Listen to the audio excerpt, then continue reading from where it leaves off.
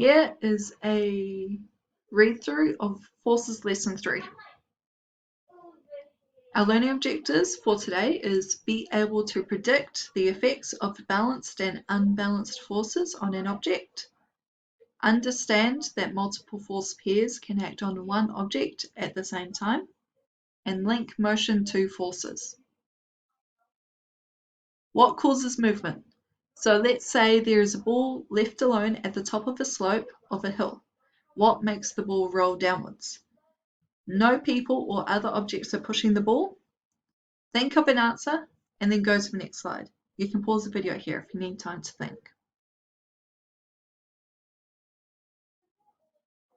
Gravity.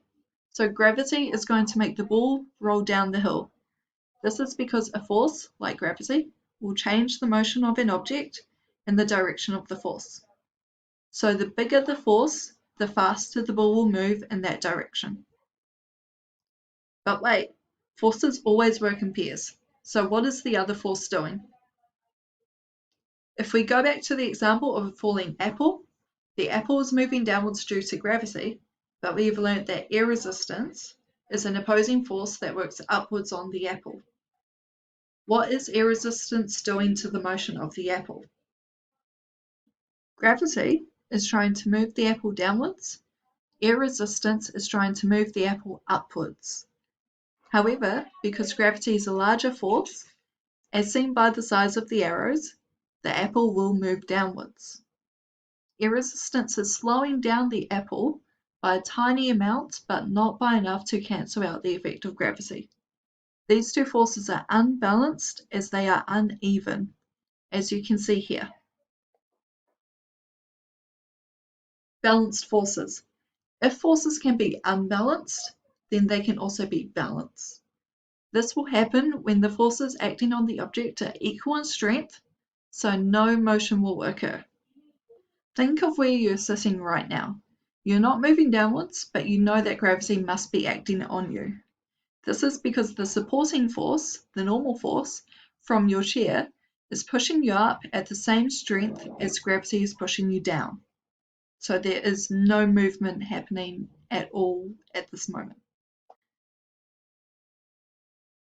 We know that forces always work in pairs. If there's force up, there's an opposite force downwards. If there's a force to the left, there's an opposing force to the right. But did you know that multiple pairs of forces can act on one object? So for example, Lotu pushes a ball along this flat road to Renita. There must be forces acting upon the ball as it is moving. But this movement can't be due to gravity as the road is not sloped. Go to the force diagram on the next slide.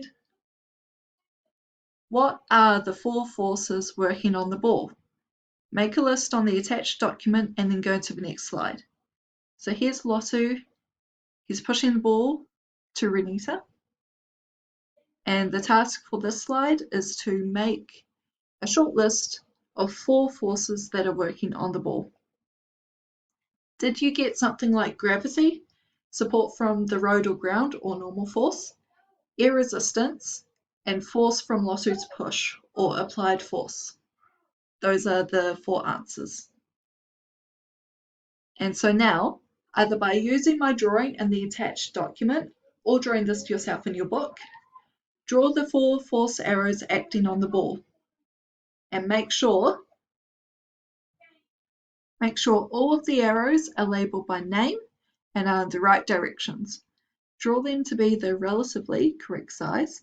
So if the forces are balanced, the arrows are the same size, and if the forces are unbalanced, they are different sizes. That is all for today. Just going through this document, writing some notes that I will read through on the next slide, writing the names of the four forces acting on this ball, and then drawing them in this diagram. So here are the notes. As before, if you need any extra notes to clarify your understanding, then just add them from the previous slides. But here's the basics of what you'll need to know. Forces can change the motion of an object in the direction of the force. Balanced forces act upon the object with the same strength and so will not change the motion of an object. Unbalanced forces act upon the object with differing strengths and so will change the motion of the object in the direction of the stronger force. And finally, multiple pair forces can act on the same object at the same time, but they always act in pairs and in opposing directions.